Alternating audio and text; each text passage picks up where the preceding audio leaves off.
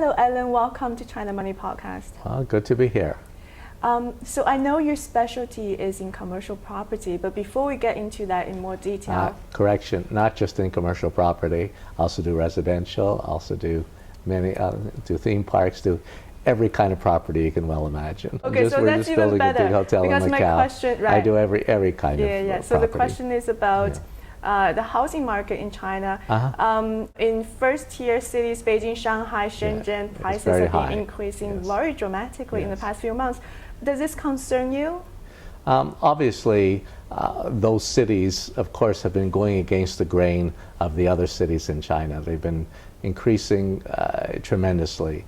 And as we all have seen in Hong Kong and other parts of the world, in London, New York, if prices get too high, if they get too much out of line, there must be a correction eventually. And I just think that although the economy of China, as we all know, is slowing down, has slowed down, but those tier one cities have been advancing because their economies seem to be going against the grain.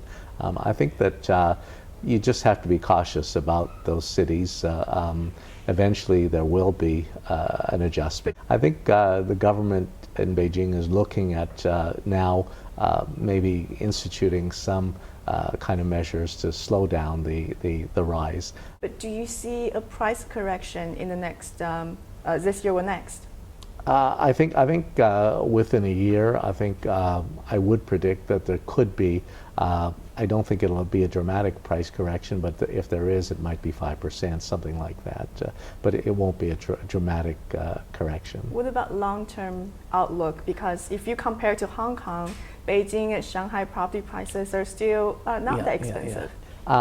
Long-term, I feel that those cities will continue to be strong. I think that it's, to me, I look at those cities like putting money in the bank, and not having to worry for long term. I think that the economy of China will continue to grow, will continue to get stronger, and I think that those cities especially will continue to lead.